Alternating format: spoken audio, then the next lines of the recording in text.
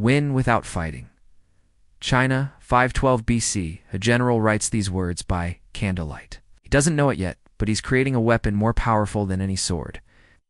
A weapon that will build empires, destroy kingdoms, and change the world forever. His name is Sun Tzu. But this isn't a story about war. It's about something far more dangerous: economic domination.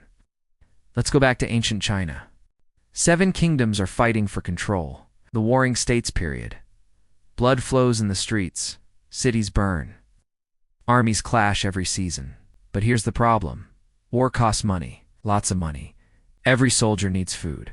Every weapon costs gold. Every battle drains the treasury. Some kingdoms spend everything on war. They win battles but lose their wealth. Sun Tzu sees this. It's a general for the kingdom of Wu. He's good at winning battles. He's very good. But he realizes something others don't. The real war doesn't happen on the battlefield. It happens in markets, in trade routes, in grain storage. He writes a book, The Art of War. Everyone thinks it's about military tactics, about how to move soldiers, how to fight. They're wrong. It's an economic manual, a guide to destroying enemies without fighting them. One line stands out. If you know the enemy and know yourself, you need not fear the result of 100 battles. What does this mean? Know your resources, know your gold, know your trade power, then use economics as a weapon. The kingdoms that understand this survive. The ones that don't, they disappear. The kingdom of Wu faces a serious problem. Their enemy is the kingdom of Chu. Chu is bigger, stronger. They have more soldiers, more land, more everything. If Wu fights Chu directly, they'll lose. King Hilu sits in his palace. He's worried. He is called Sun Tzu. How do we defeat Shu? He asks. Sun Tzu doesn't talk about weapons, doesn't talk about training more soldiers. He says 2 words: starve them.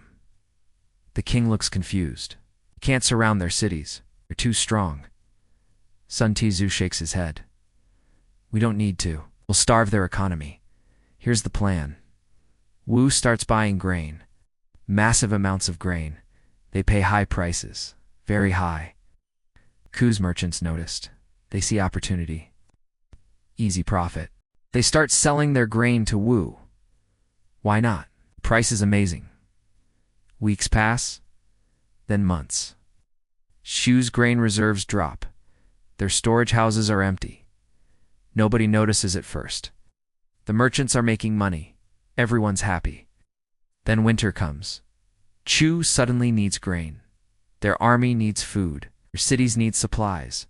But there's almost no grain left. It's all gone. Sold to Wu. The price exploded. 10 times higher than normal. Xu's government panics. They try to buy grain back.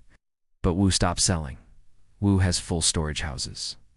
Mountains of grain. Xu has nothing. Xu has soldiers go hungry. They haven't been paid properly. Morale collapses. In the provinces, people start protesting. Some regions rebel. The kingdom is falling apart. Wu hasn't fired a single arrow. 509 BC, the Battle of Boju, Wu finally marches against Chu.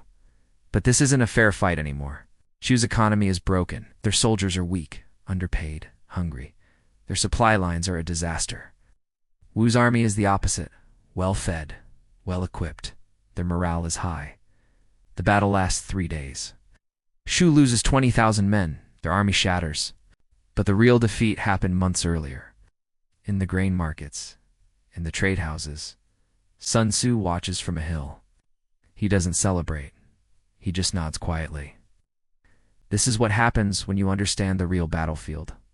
Wu became the dominant power in the region.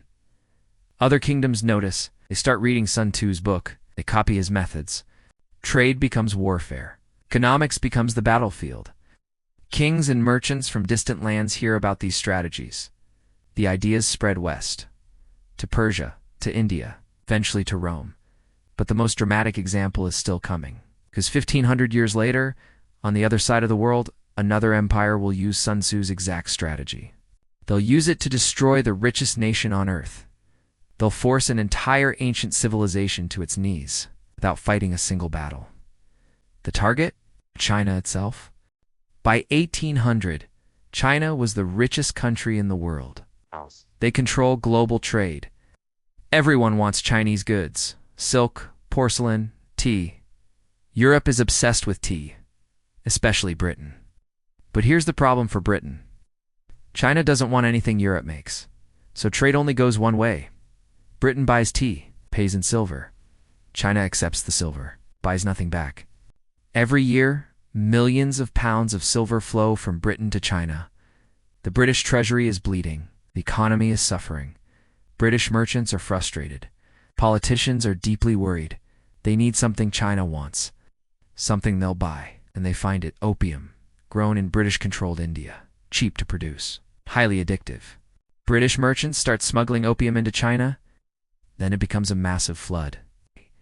By 1838, 40,000 chests of opium entered China every year. Chinese people get addicted, millions of them. But the silver starts flowing back to Britain. How the trade balance Reverses completely. Britain is winning.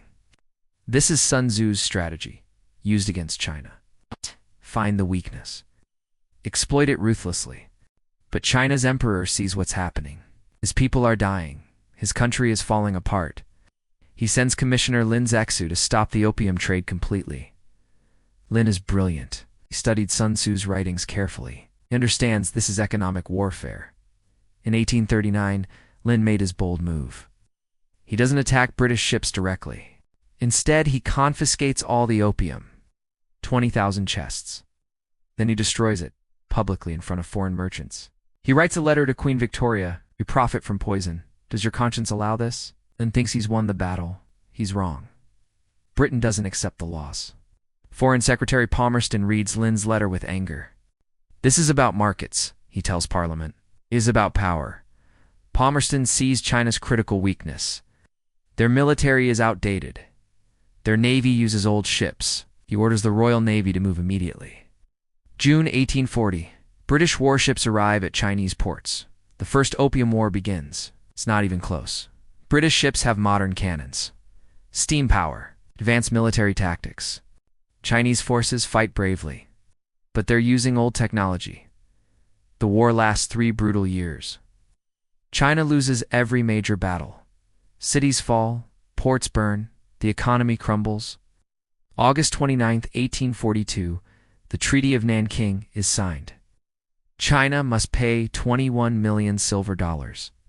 They must open 5 ports to British trade. They must give up Hong Kong.